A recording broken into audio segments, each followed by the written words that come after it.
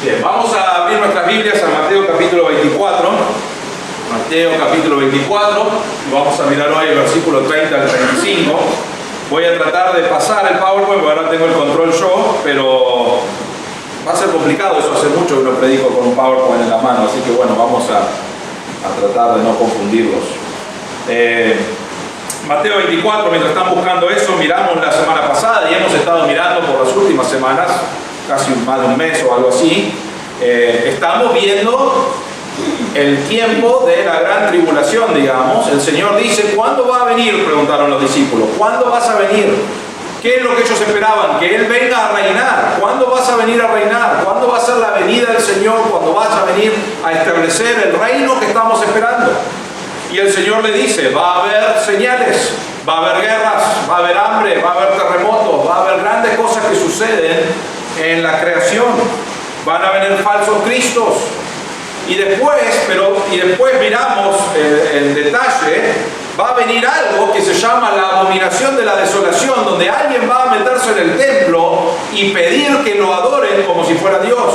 Y cuando eso suceda, corre por tu vida. Eso es lo que miramos la semana pasada. Y era de correr por su vida, de no creer que el Cristo volvió, sino que lo vamos a ver en gran manera en ese momento. No va a haber nadie que no lo vea cuando el Señor regrese. Y después terminamos la semana pasada con las potencias del mundo, del cielo, van a ser sacudidos. La creación misma realmente lo que miramos en la Biblia es que Jesús está sosteniendo la creación y Él va a dejar de sostenerlo. Él va a dejar que la creación realmente se destruya a sí mismo y va a haber oscuridad, el sol va a ser afectado, la luna va a ser afectada, las estrellas van a ser afectadas y el hombre va a mirar eso y muchos van a morir del miedo que eso causa. Y hoy vamos a ver qué pasa justo en ese momento, digamos, justo después de ese momento, y eso es el versículo 30 al versículo 35. Dice así en Mateo 24, versículo 30, dice, entonces aparecerá en el cielo la señal del Hijo del Hombre. Y entonces todas las tribus de la tierra harán duelo y verán al Hijo del Hombre que viene sobre las nubes del cielo con poder y gran gloria.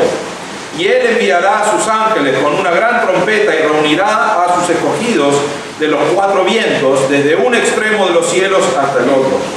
Y de la higuera aprended la parábola, cuando su rama ya se pone tierna y echa las hojas, sabéis que el verano está cerca. Así también vosotros, cuando veáis todas estas cosas, sabed que Él está cerca a las puertas. En verdad os digo que no pasará esta generación hasta que todo esto suceda. El cielo y la tierra pasarán, mas mis palabras no pasarán. Allí nomás. Titulé este mensaje La venida del Hijo del Hombre. Realmente hemos estado viendo las señales, ahora estamos llegando el Señor está explicando, ahora va a venir el Hijo del Hombre. El Hijo del Hombre, miramos esto antes, pero es una frase que está hablando de Cristo. Va a venir Jesús, va a venir a reinar, a establecer su reino, y va a haber algunas cosas que suceden cuando Él regresa. Vamos a ver eso brevemente hoy, pero lo vamos a estar mirando en las próximas semanas. Pero dice, va a venir el Hijo del Hombre, va a volver Jesús. Ahora, los discípulos no esperaban dos venidas, ¿no es cierto? Ellos esperaban al Mesías, los judíos también esperaban al Mesías. Cuando el Mesías venga, va a venir y va a hacer todo lo que nosotros esperamos que Jesús haga en la segunda venida, que es establecer el reino y juzgar a las naciones. Al revés, juzgar a las naciones y establecer el reino, ¿no? Y eso es lo que todavía esperamos, pero los discípulos no sabían que había una segunda venida, no entendían esa parte. Nosotros ya vimos a Jesús venir, porque tenemos eso en la palabra de Dios. Vino, murió en la cruz, resucitó y está en el cielo. Y vamos a ver eso brevemente hoy. Y Él piensa regresar. Y cuando regresa vemos todas estas señales justo antes de su regreso. Pero es cuando el Señor va a venir en su segunda venida. Y cuando Él viene a juzgar las naciones y a establecer el reino. Pero vamos a mirar algunas cosas juntos entonces esta mañana. Primero vamos a ver que va a aparecer la señal en el versículo 30. Dice, entonces, la palabra entonces está diciendo todo esto que sucedió va a pasar, y después de todo eso, entonces, dice, aparecerá en el cielo la señal del Hijo del Hombre.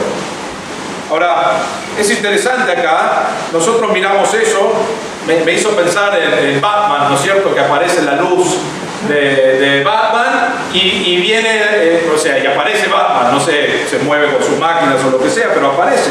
Pero acá, la señal que aparece no es una luz separado de Cristo, sino que la señal misma de que Él aparece es Cristo acá. No es que va a haber una señal que dice ahora viene Cristo, sino que la señal misma es Cristo. Entonces dice acá, lo que está diciendo en el griego realmente, entonces aparecerá en el cielo Cristo Jesús, que es la señal que estaban esperando, pero es Él el que aparece, Él viene. Y entonces dice, Él viene y entonces todas las tribus de la tierra harán duelo y verán al Hijo del Hombre que viene sobre las nubes del cielo con poder y gran gloria. Vamos a mirar tres cosas acá, realmente dos, pero quiero empezar con gran gloria. Miramos esto cuando estudiamos Mateo 17, pero en Mateo 17, versículo 1 y 2, no lo tienen que buscar, se los leo yo, vemos al Señor aparecer. Al aparecer a los discípulos, es lo que llamamos el monte de transfiguración.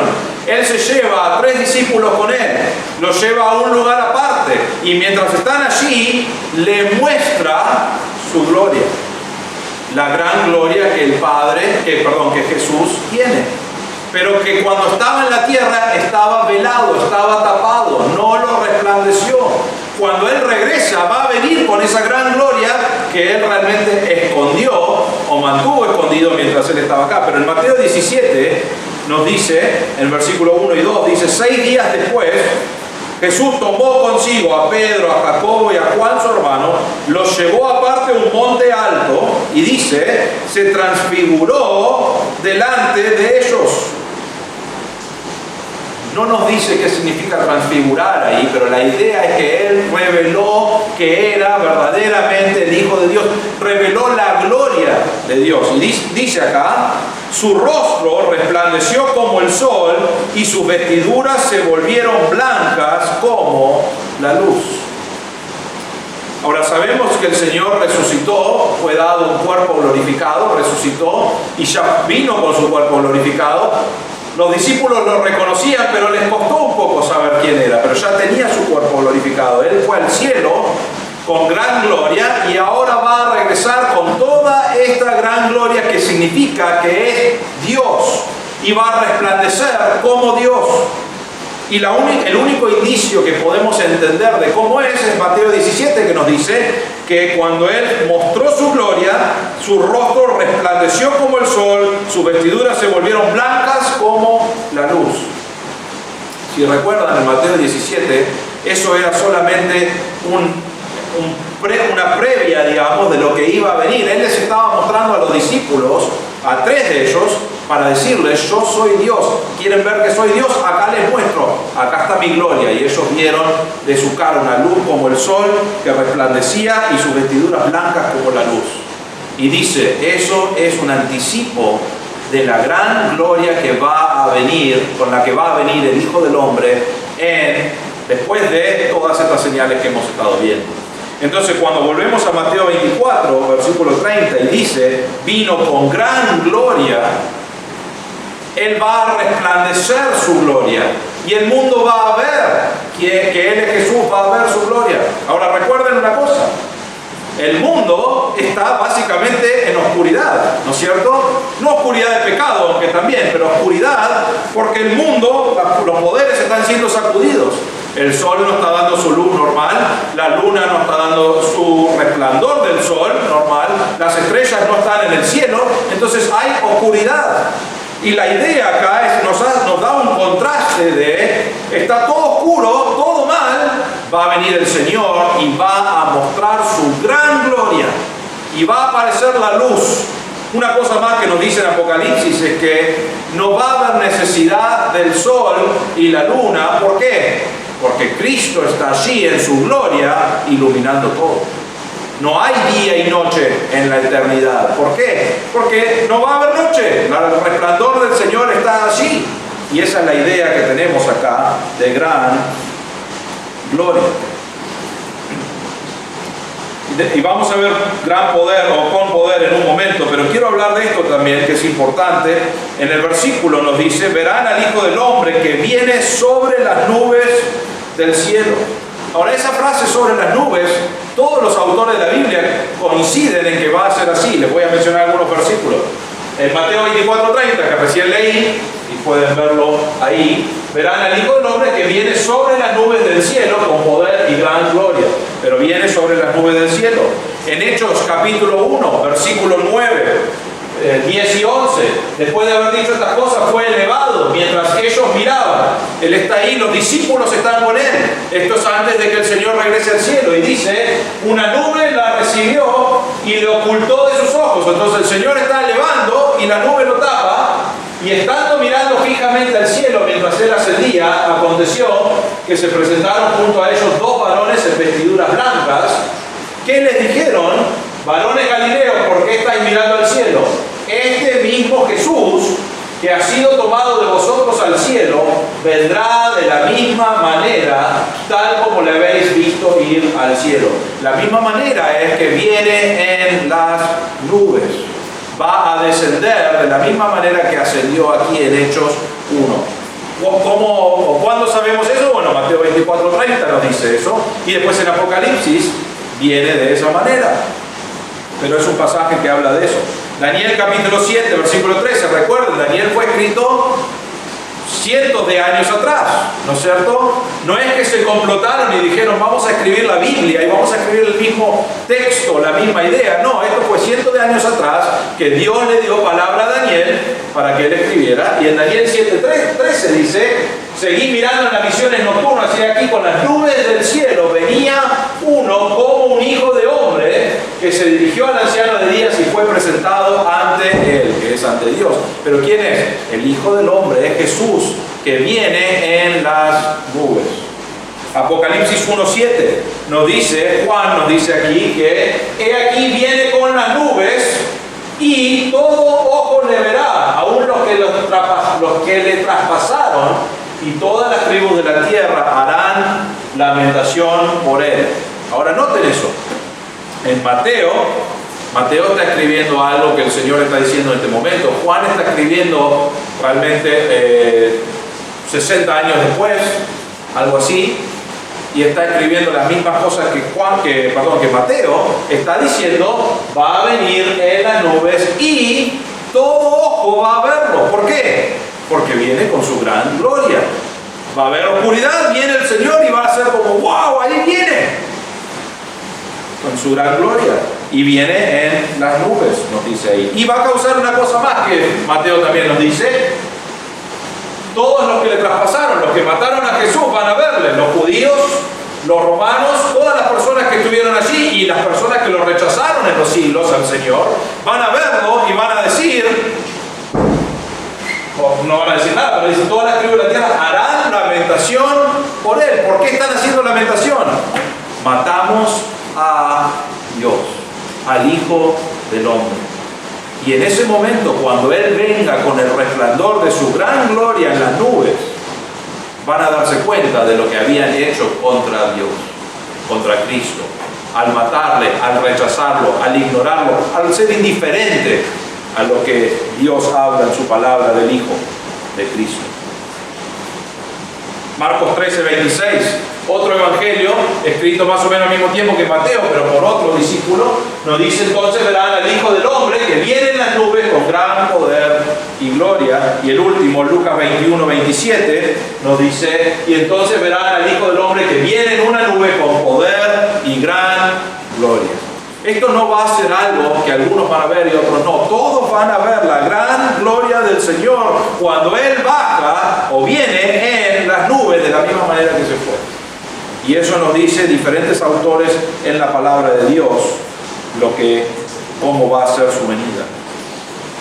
Ahora, la segunda cosa que queremos ver acá es la palabra poder, y está en el mismo versículo, Mateo 24:30, dice: entonces aparecerá en el cielo la señal del Hijo del Hombre, que es Cristo mismo, y entonces todas las tribus de la tierra harán duelo y verán al Hijo del Hombre que viene sobre las nubes del cielo con poder y gran gloria. ¿Qué poder Él tiene? Bueno, podemos ir a versículos por toda la Biblia para mostrar su poder, pero voy a resumirlo. Vamos a ver algunos pasajes, pero Él viene con poder. Poder sobre la creación, ¿no es cierto? De repente la creación que está en la oscuridad, no es que lo va a restaurar en ese momento, aunque creo que va a restaurarlo hasta cierto punto, pero Él ya no necesita la creación, porque su luz va a iluminar el mundo, su gloria va a hacerlo. Tiene poder sobre Satanás, ya ha mostrado su poder sobre Satanás, porque al morir en la cruz y al resucitar mostró su victoria sobre la muerte, mostró su victoria sobre el pecado y mostró su victoria sobre Satanás. Ahora, aunque tiene la victoria sobre Satanás, le permite a Satanás estar haciendo lo que está haciendo hasta el día de hoy, pero en Apocalipsis capítulo 19 nos dice lo que sucede con Satanás y todas estas personas que hoy Dios permite que estén haciendo lo que están haciendo. Pero Él tiene el poder sobre Satanás. Tiene el poder sobre los demonios. Eso lo hemos visto en la vida de Jesús, pero va a mostrar su poder en ese momento también. Tiene el poder sobre los que han rechazado a Cristo en todo el mundo. Cientos o miles o millones que van a venir, nos dice la Biblia, a hacer una gran guerra contra Él. Él tiene el poder sobre ellos también. Él tiene el poder para establecer su reino y redimir a los elegidos. Ese es el gran poder que el Señor tiene. Quiero mencionar esto del reino nomás. Quiero mirar dos pasajes, los voy a leer acá. Pero el Señor nos dice, o la Biblia nos dice en Zacarías, que va a haber una gran oscuridad, que es lo que estamos viendo en el versículo 29, y en el versículo 30 va a haber luz, o va a ser restaurado o establecido el reino sobre la tierra. Y en Zacarías nos da una profecía de eso. Zacarías 14, 1 al 9, lo voy a leer de mi Biblia porque es más fácil que mirar para atrás, pero ustedes pueden seguirlo ahí. He aquí viene el día del Señor, cuando serán repartidos tus despojos en medio de ti. Y yo reuniré a todas las naciones en batalla contra Jerusalén, y será tomada la ciudad, y serán saqueadas las casas y violadas las mujeres. La mitad de la ciudad será desterrada, pero el resto del pueblo no será cortado de la ciudad. Esto es antes de que venga el Señor, es cuando está el anticristo y están todas las cosas que ya hemos mirado las últimas semanas. Entonces saldrá el Señor y peleará contra aquellas naciones, como cuando Él peleó el día de la batalla. Sus pies se posarán aquel día en el monte de los olivos, que está frente a Jerusalén, al oriente, y el monte de los olivos se hendirá por el medio, de oriente a occidente, formando un enorme valle, y una mitad del monte se apartará hacia el norte y la otra mitad hacia el sur. Y huiréis al valle de mis montes, porque el valle de los montes llegará hasta Asal. Huiréis tal como huiste a causa del terremoto en los días del Señor de Usías, rey de Judá, y vendrá el Señor mi Dios y todos los santos con Él. Y sucederá que en aquel día no habrá luz, las luminarias se oscurecerán. Las luminarias se oscurecerán. Será un día único, conocido solo del Señor, ni día ni noche, y sucederá que a la hora de la tarde habrá luz. En aquel día sucederá que brotarán aguas vivas de Jerusalén, una mitad hacia el mar oriental y la otra mitad hacia el mar occidental. Será lo mismo en verano que en invierno. Y el Señor será rey sobre toda la tierra. Aquel día el Señor será uno, y uno su nombre. ¿Qué tenemos ahí? Realmente tenemos resumido todo lo que acabamos de ver en las últimas semanas.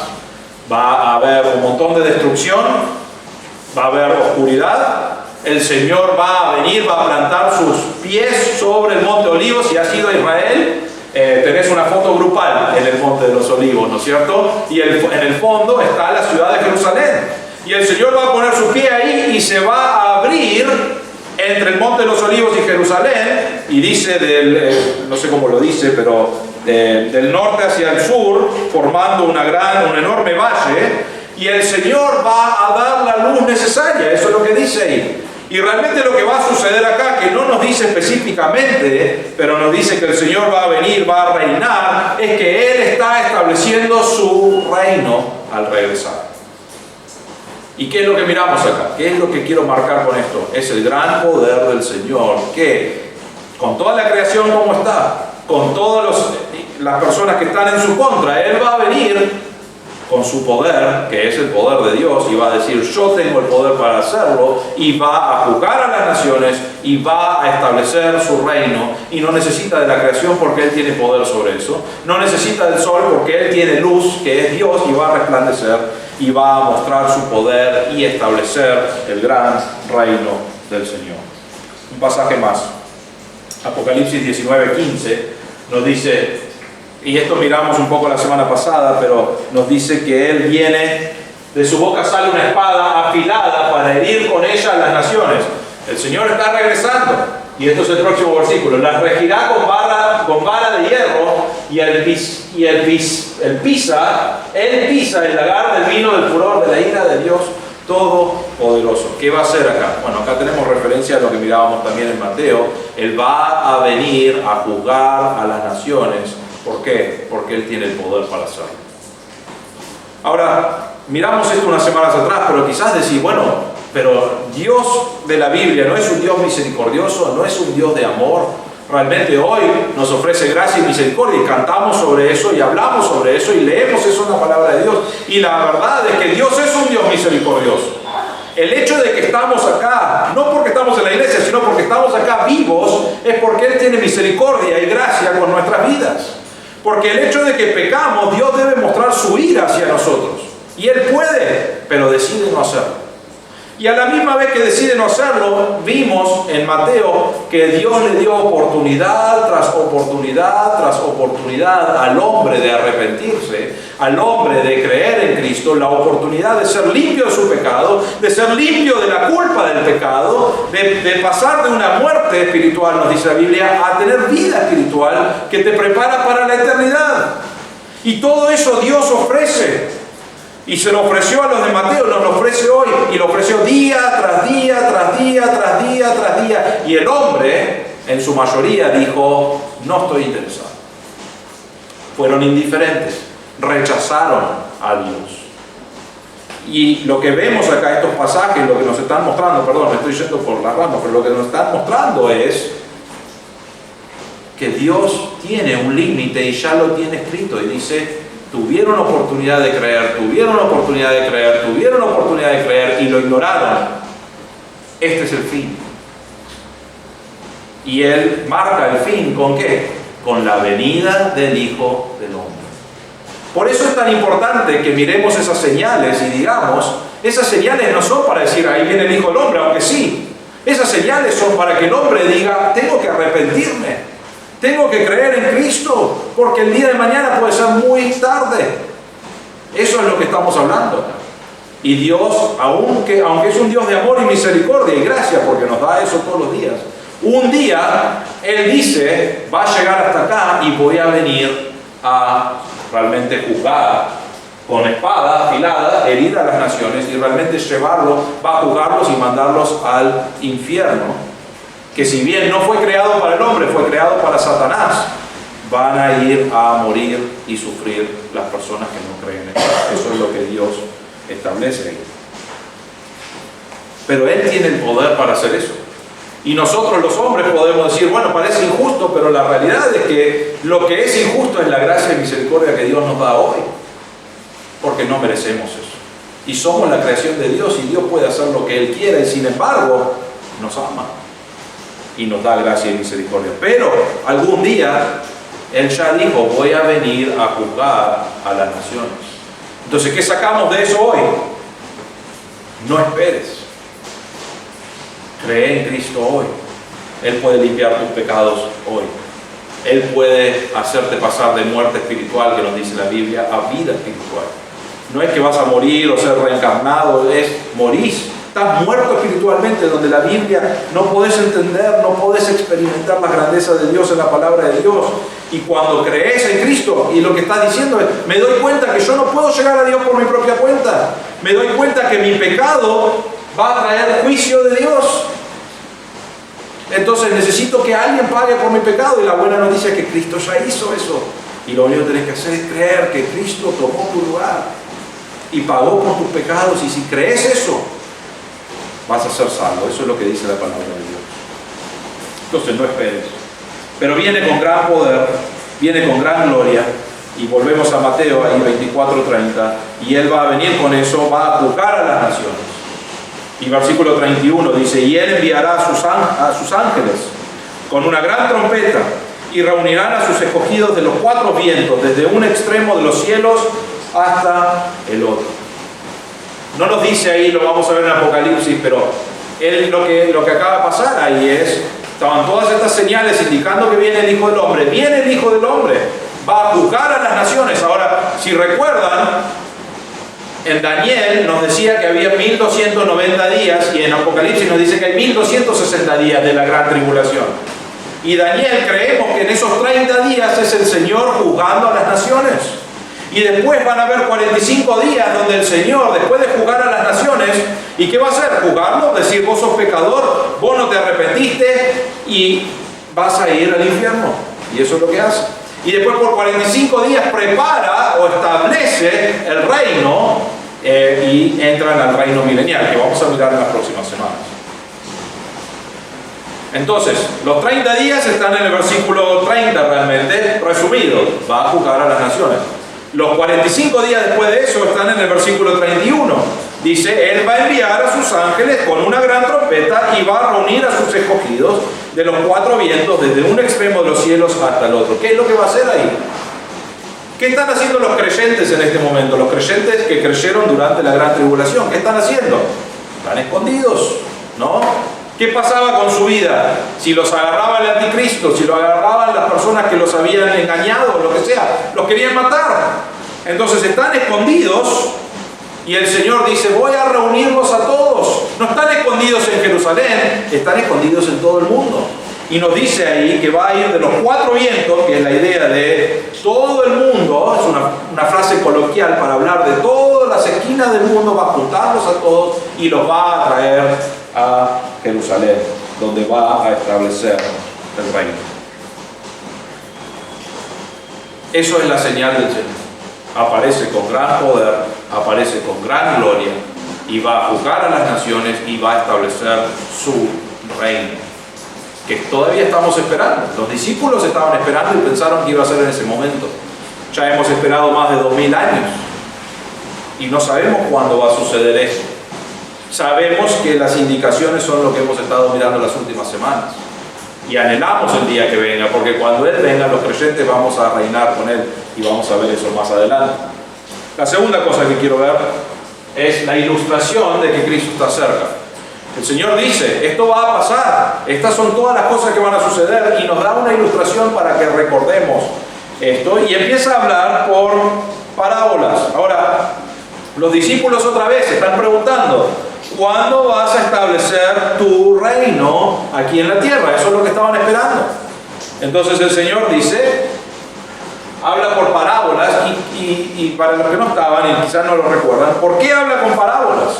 Bueno, había un propósito principal. Está en Mateo capítulo 13, versículo 10 y 11, dice, acercándose los discípulos le dijeron, ¿por qué les hablas en parábolas? Una parábola era una ilustración, una historia con un propósito de enseñar a las personas con las que Jesús estaba hablando. Dice, ¿por qué hablas con estas parábolas? Y respondiendo Él les dijo, porque a vosotros se os ha concedido conocer los misterios del reino de los cielos, pero a ellos no se les ha concedido.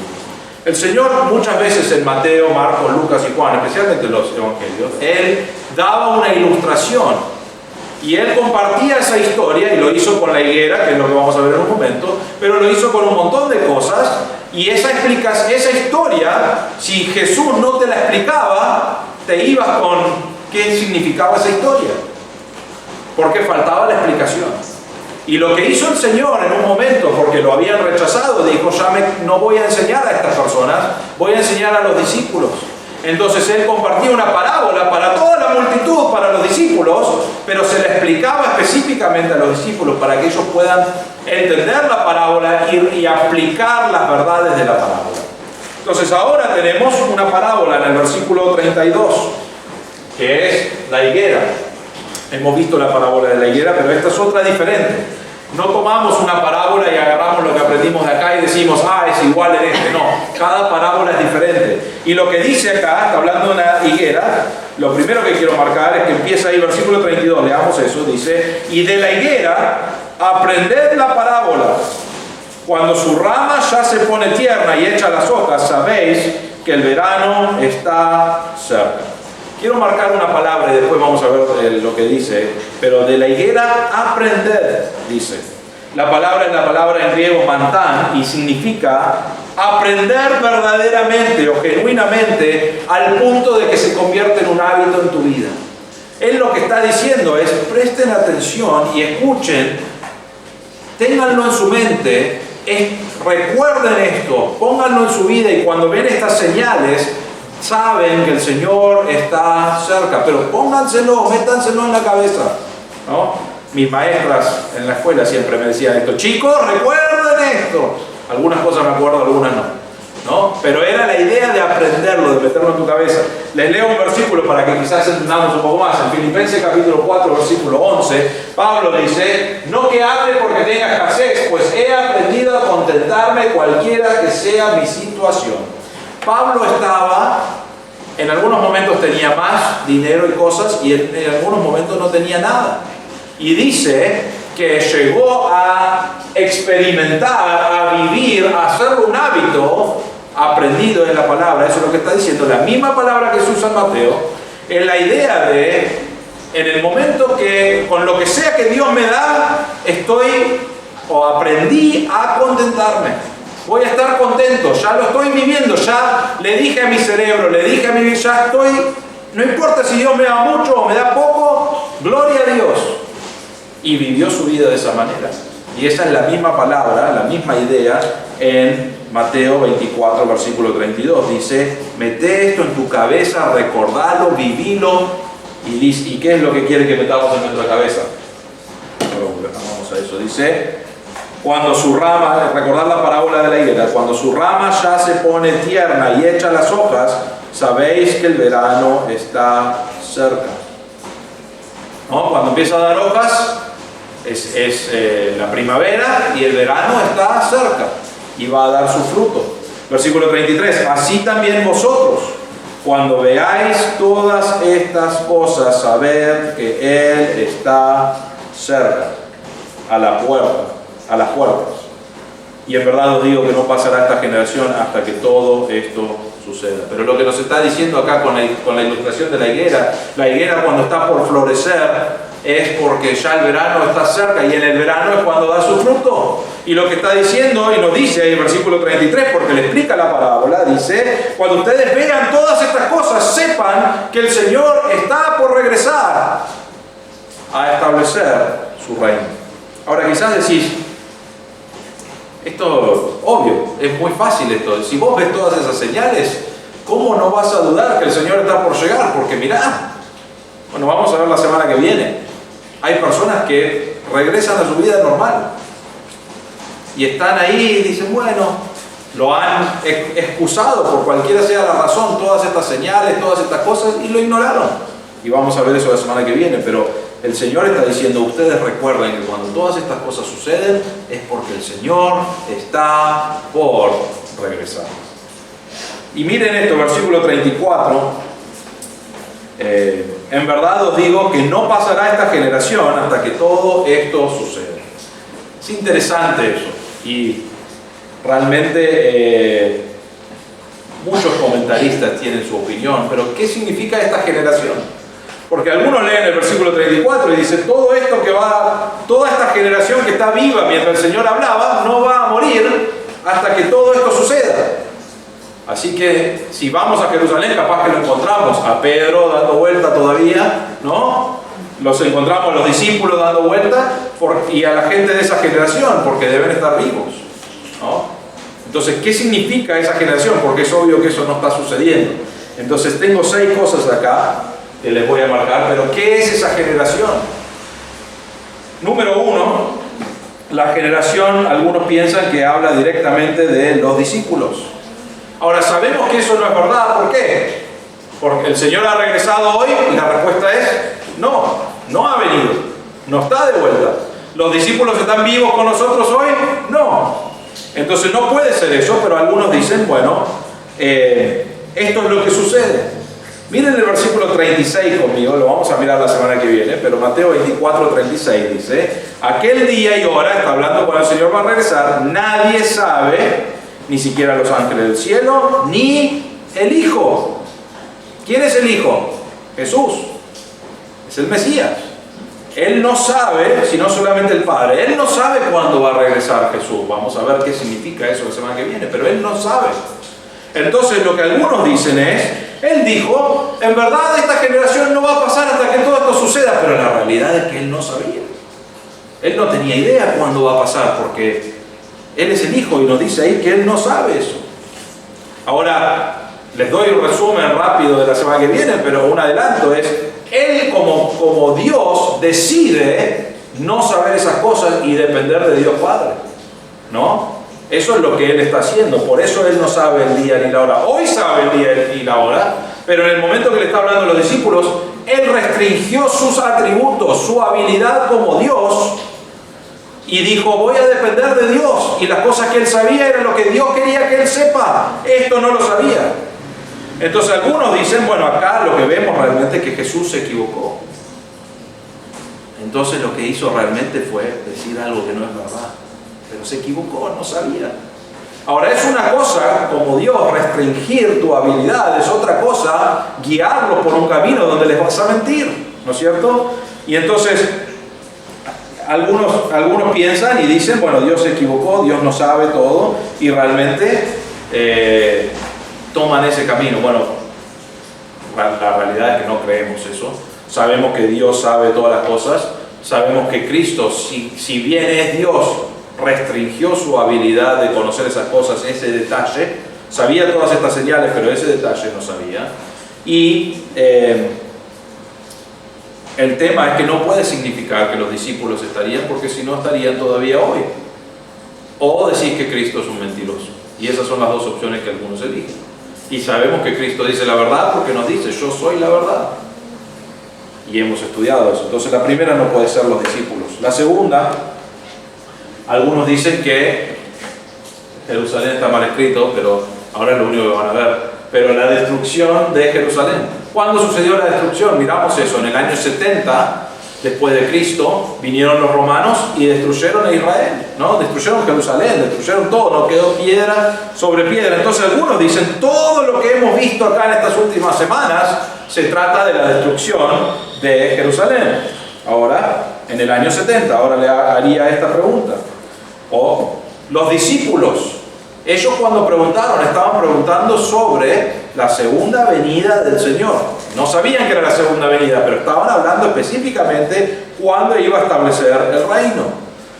En el año 70 vinieron los romanos. Ellos no le preguntaron al Señor, ¿cuándo van a venir los romanos a destruir Jerusalén? No le preguntaron eso. Dijeron, ¿cuándo va a venir Dios a establecer su reino? Y el Señor les va a decir, en el año 70... va a venir, no tiene sentido. Una cosa más que les agrego. En el año 70, el sol oscureció, la luna dejó de dar su luz, las estrellas cayeron del cielo, el Hijo del Hombre vino en las nubes con gran gloria y poder, y la respuesta es no.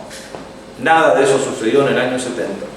Entonces no puede ser el año 70. Y a los que creen esto, hacen símbolos de todo esto. Ellos dicen, no es que pasó todo esto, sino que los judíos sintieron que pasó todas estas cosas. Porque eran cosas horribles y sintieron que el sol no daba su luz y que la luna no resplandecía y todo eso. Y los que mantienen este punto de vista piensan eso. Entonces yo creo que no es eso. Porque el Señor no regresó todavía. Si fuera ese, regresó. Número 3, voy más rápido porque hay 6.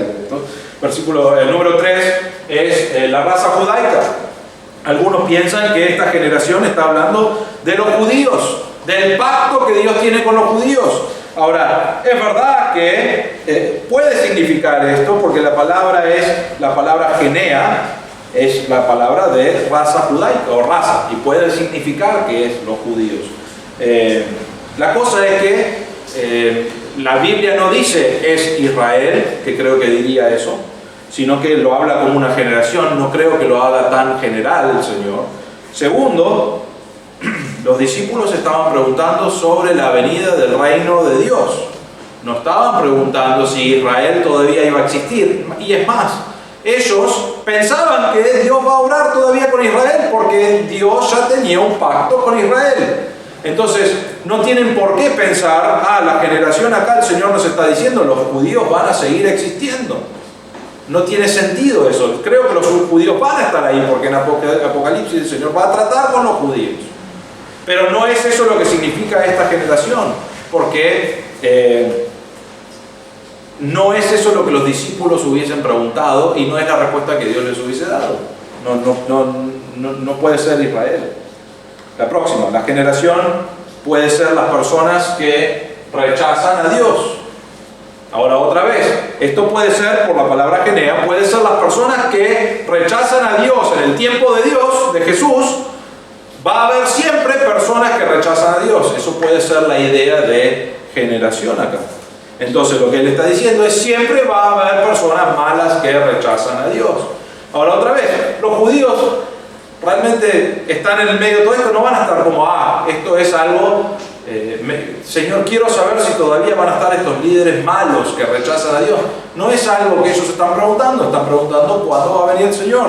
Entonces no es una respuesta adecuada para este momento, para esta respuesta. Número 5, que creo que es la respuesta correcta. La palabra generación es la generación que está desde el comienzo de la tribulación. Yo creo que esta generación es las personas que ven el comienzo de estas señales. Van a estar, no todos vivos, pero van a estar, la generación que esté va a ser el que ve el comienzo y el final de estos 7 años, de estas señales que hemos estado viendo. Y eso creo que es la respuesta acá. Ahora, una cosa más que les digo. La iglesia no será la generación. Hay algunos que quieren insertar la iglesia acá y decir que va a ser la generación que esté mirando esto. La iglesia, cuando hablo de la iglesia, no estoy hablando del edificio, estoy hablando de las personas que conocen a Cristo como su Salvador, que han puesto su fe en que Cristo pagó por sus pecados. Ellos forman parte de lo que nosotros llamamos la iglesia. Y eso es donde estamos hoy. Dios está obrando a través de la iglesia. Son los redimidos, son las personas salvas. Ahora, ¿dónde va a estar la iglesia durante este tiempo de la gran tribulación? Bueno, en el libro de Apocalipsis, y no voy a ir allí, pero les voy a decir algunas cosas. En el libro de Apocalipsis, en el capítulo 2 y el capítulo 3, el tema principal o las personas principales a quien le escribe es a la iglesia. Es la iglesia sobre la tierra, cómo deben vivir, cómo deben estar soportando las cosas malas que están sucediendo en la tierra. Apocalipsis 2 y 3 habla sobre la iglesia. Apocalipsis 4 y 5 habla de la iglesia, pero ahora la iglesia ya no está en la tierra, la iglesia está en el cielo. Y habla de las cosas que van a suceder en el cielo con la iglesia. En el capítulo 6 al capítulo 18 no hay absolutamente ninguna mención de la iglesia para nada. ¿Qué comienza en Apocalipsis 6? La tribulación. Y termina en el capítulo 18. Y durante esos 12 capítulos no hay ni una mención de la iglesia, ni si van a estar en el cielo, si van a estar en la tierra, cómo soportar la gran tribulación. Como sabemos que en Hechos, cuando el Señor le hablaba de la gran persecución, ¿qué les decía? Les decía, tienen que aguantarlo de esta manera y seguir viviendo para el Señor. Y si fuera así, que tienen que estar durante toda esta tribulación, creo que mencionaría eso en Apocalipsis, pero no hay mención de la iglesia. ¿Por qué? Porque creemos que la iglesia no va a estar para la tribulación. En 1 Tesalonicenses 4, no tengo el versículo, pero 14 al 17 dice así. Dice que, porque si creemos que Jesús murió y resucitó, así también Dios traerá con él a los que durmieron en Jesús. Por lo cual os decimos esto por la palabra del Señor, que nosotros, los que estamos vivos y que permanezcamos hasta la venida del Señor, no procederemos a los que durmieron. Pues el Señor mismo descenderá del cielo con voz y de mando, con voz de arcángel y con la trompeta de Dios, y los muertos en Cristo se levantarán primero. Entonces nosotros, los que estemos vivos y que permanezcamos, seremos arrebatados juntamente con ellos en las nubes al encuentro del Señor en el aire, y así estaremos con el Señor siempre. En la Biblia, en este pasaje específicamente, creemos que hay un arrebatamiento y después creemos que hay una segunda venida. Nosotros hemos estado estudiando la segunda venida del Señor. En el arrebatamiento, lo que va a pasar es que el Señor va a estar en las nubes, pero no regresa aquí a la tierra, sino que Él está en las nubes y dice que con voz de arcángel o voz de mando va a llamar a los redimidos del tiempo de la iglesia. Ellos, los que murieron durante el tiempo de la iglesia, que estamos ahora en el tiempo de la iglesia, los que murieron, que conocieron a Cristo, van a resucitar. Y después nosotros, los que si viene el Señor hoy, vamos a ir al cielo con Él. Eso es Apocalipsis 4 y 5. Y vamos a estar en el cielo para lo que llamamos las bodas del Cordero. Y por esos 7 años de tribulación que va a haber aquí en la tierra, vamos a estar los creyentes en el cielo, en una boda, realmente adorando a Dios, disfrutando con Él por esos 7 años. Al terminar esos 7 años, termina la tribulación, volvemos con Cristo cuando Él viene en la segunda venida, que es lo que estamos hablando hoy. Volvemos con Él y ¿qué hacemos? Reinamos con Él durante el milenio y vamos a venir a reinar. Ahora, hay algunas personas que dicen no existe el arrebatamiento, vamos a juntar la segunda venida y el arrebatamiento todos juntos, es todo un evento. Entonces, ¿qué hacen? Dicen, todos vamos a vivir esta gran tribulación que hemos estado mirando, ¿no es cierto? Va a llegar al final, el Señor va a venir a juzgar a todas las personas. Ahora, justo antes de que el Señor venga o a la misma vez que Él viene, Él va a llegar en las nubes y nosotros vamos a ser arrebatados a las nubes para bajar con Él. Eso es lo que dicen. ¿Por qué? Porque es todo un evento. Hay un arrebatamiento, pero dicen es todo un evento. Entonces el Señor va a venir, vamos a ser arrebatados, bajar con Él en las nubes y juzgar a las naciones, ¿no? Con Él. Ahora, ¿qué sucede? Durante el milenio van a haber personas, van a haber todos los creyentes, van a entrar a lo que es el milenio y van a tener hijos. Y sabemos que van a tener hijos porque al final de los 1000 años Satanás va a venir a engañarlos y a armar una guerra contra Dios. ¿Quiénes son las personas que van a estar en su guerra? Van a ser las personas de esos 1000 años, los hijos de los hijos de los hijos. Al principio todos son creyentes y después tuvieron hijos. Y quizás los hijos son creyentes, pero después los hijos de ellos dijeron, no estoy interesado en creer todo esto. Y para el fin de los 1000 años van a haber personas que no conocen a Cristo, que van a ser guiados por Satanás para ir contra Dios a pelear. Ahora, esto es lo que nos dice la Biblia. Si nosotros somos arrebatados por el Señor y volvemos con Él, ¿no? Porque son todos los creyentes, los de la tribulación, somos arrebatados, bajamos con Él, no quedan creyentes, porque nosotros venimos, nos dice la Biblia, a reinar. Entonces tenemos nuestro cuerpo glorificado, venimos a reinar con el Señor, no hay creyentes. ¿Y qué viene a hacer el Señor en ese momento? Viene a juzgar a las naciones que no creyeron. ¿Qué va a pasar con ellos? Van a ser enviados al lago de fuego. ¿Quién queda? Nadie. Vamos a reinar con el Señor sobre nadie por 1000 años, ¿no? Entonces, estoy diciendo todo eso porque es muy importante, porque hay personas que están estudiando y creen eso. Entonces, es importante por esto. Hay lo que llamamos en la Biblia un arrebatamiento. No sabemos cuándo va a suceder, pero sí creemos que va a suceder antes de estas indicaciones de la tribulación.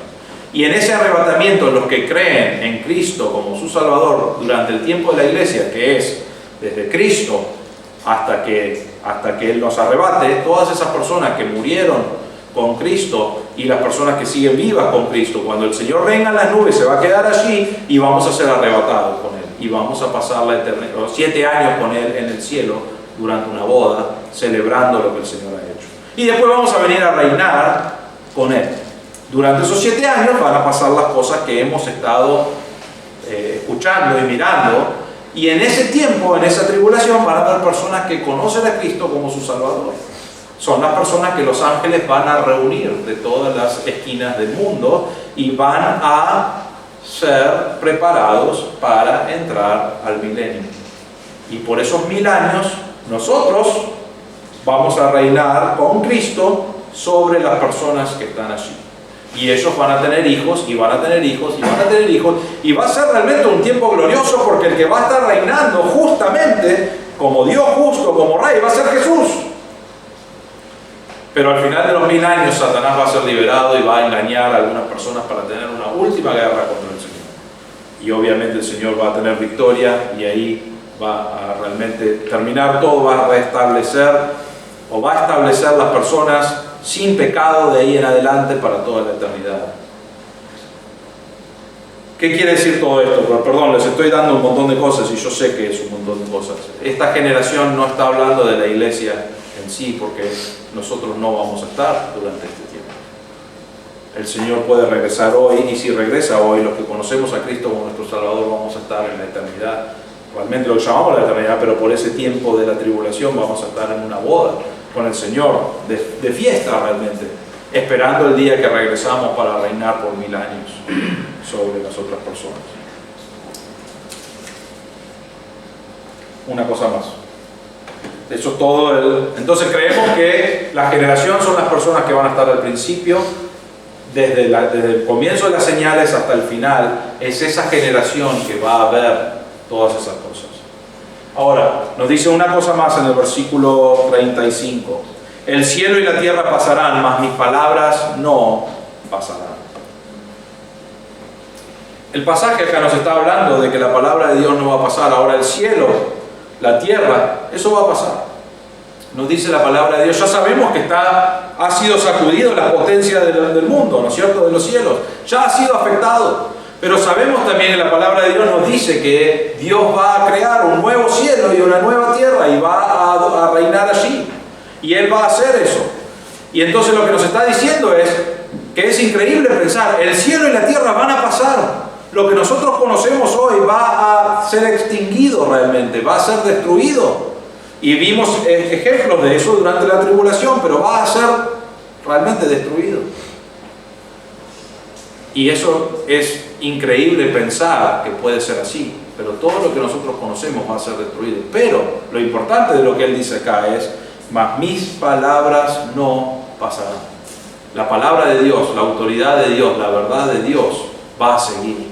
Y no, aún con lo sorprendente que puede ser ver el cielo y la tierra desaparecer, la palabra de Dios sigue estando allí fiel. No está diciendo que esta Biblia va a quedar, está diciendo que la palabra de Dios no puede ser cambiado porque Él tiene la autoridad, Él tiene el poder para seguir manteniendo lo que Él prometió que va a pasar. Les doy algunos ejemplos que nos dice la Biblia. Lucas 16, 17. Pero más fácil es que el cielo y la tierra pasen que un ápice de la ley deje de cumplirse. ¿Alguien sabe lo que es un ápice? ¿Alguien es una maestra que sepa eso? Bueno, es una palabra rara en la Biblia de las Américas, pero es un acento. Es un acento en la palabra hebrea. Entonces está diciendo que es más fácil que el cielo y la tierra desaparezcan, sean destruidos, que un acento en una palabra de la ley deje de cumplirse. Lo que nos está diciendo Dios es que su palabra no solamente es verdad, sino que Él va a cumplir hasta el más mínimo detalle de un acento. Una de las cosas que más odiaba en la escuela fue cuando tuve que aprender a hacer acentos en español. En inglés no los tienen, y doy gracias a Dios por eso, porque es aguda o es drújula, ahora no tengo idea. No, vos marcalo, no me importa. Hasta el día de hoy me cuestan esas cosas. Y el Señor tiene hasta ese más mínimo detalle, decir, mi palabra va a seguir siendo cumplida.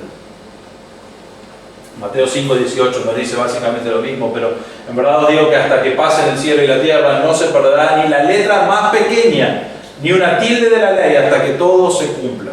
En este pasaje agrega una letra más pequeña, y la tilde de la ley es lo mismo que recién miramos. Está diciendo, hasta lo más chiquitito no va a pasar hasta que todo se cumpla. ¿Por qué? Porque Dios es Dios. Y Dios dijo, esta es mi palabra y voy a cumplir. Y todo lo que estamos mirando va a suceder. ¿Cómo sabemos eso? Porque Dios nos está diciendo en su palabra, mi palabra va a permanecer. Entonces, Creemos eso porque Dios nos dice eso, ¿no? Pero, y lo vemos en su palabra, y vemos que no se contradice la palabra de Dios, y podemos entrar a lo que llamamos apologética, que es la defensa de la palabra de Dios. Pero les digo esto, por miles de años han tratado diferentes personas, críticos, de desacreditar la palabra de Dios, y no han podido. Han habido personas que han tratado de quemar las Biblias para destruirlas. Han tratado de diferentes maneras de que no tengamos la palabra de Dios, y sin embargo tenemos la palabra de Dios. Dios lo ha hecho permanecer para que nosotros podamos estudiar y conocer de Dios, y conocer de Cristo, y conocer nuestra situación de pecado, y que Dios mandó a Cristo para solucionar ese problema de pecado. Y todas esas cosas para que nosotros crezcamos en Dios. Y Él dice, ni una tilde, ni un acento va a salir de ahí. Es más fácil que la tierra y el cielo desaparezcan antes de que no se cumpla hasta lo más chico de lo que dice Dios. Ese es nuestro Dios. Entonces, ¿qué significa eso para mí? Significa que si Dios pasa tanto detalle aún en las cosas chiquititas y Él dice, todo eso va a suceder, significa que necesitamos creer que todas estas cosas van a estar pasando. Sabemos que la Biblia ya ha dicho cosas en el pasado que sucedieron, profetizó 700 años, 1000 años antes, y pasaron. Y sabemos por todas esas cosas que hoy Dios dice, estas cosas van a pasar, y dice, mi palabra se va a cumplir porque yo soy Dios, y nosotros podemos estar seguros de que va a ser así. Entonces, ¿qué hago? Primero diría esto: ¿estás listo por si viene el Señor? ¿Qué significa estar listo o no? El Señor está diciendo que las personas que van a ser juzgadas son las personas que han rechazado a Dios, que han ignorado a Dios, que realmente no han creído en Cristo como su Salvador. Porque esa es la única forma de ser limpio, de poder tener una relación personal con Dios, de tener la culpa del pecado sacado de tu vida realmente. La única forma de hacerlo es confiar en que Cristo tomó tu lugar. Entonces la pregunta es, si todo esto va a suceder y Dios dice va a pasar, la pregunta es si estás listo para que eso suceda, y significa si creíste en Cristo como tu Salvador. Y si no has creído en Cristo, te animo a hacer eso hoy. Dios ha provisto por medio de Cristo en la limpieza del pecado, del pago por nuestros pecados. Y lo único que tenés que hacer es creer. Y hermanos, si estamos listos, ¿no? Conocemos a Cristo como nuestro Salvador, te da confianza saber que Dios que Dios dice la verdad y que Dios va a tener su palabra, todo se va a cumplir. Y a la misma vez, cuando entendés eso y sabés que tenés la palabra de Dios acá, obedeces la palabra de Dios. Porque Dios le da gran autoridad a su palabra. Esto es, Dios dice, esto es mi palabra, y voy a hacer que permanezca, que las personas lo puedan leer, que lo puedan estudiar, que me puedan conocer. Y sin embargo nosotros decimos, gracias Dios por la salvación, y cerramos nuestras Biblias. Y la realidad es que si Dios le da tanto valor a esto, a su palabra, ¿cómo debe afectar mi vida como creyente? Debo decir, quiero obedecer lo que Dios quiere, quiero conocer lo que Dios quiere para mi vida.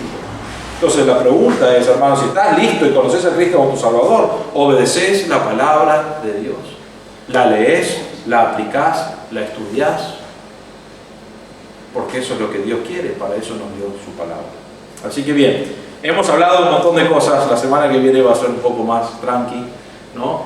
Pero es un gran pasaje y hay unas grandes verdades allí.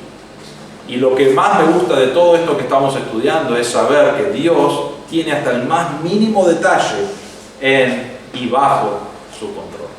Llamamos eso la soberanía de Dios.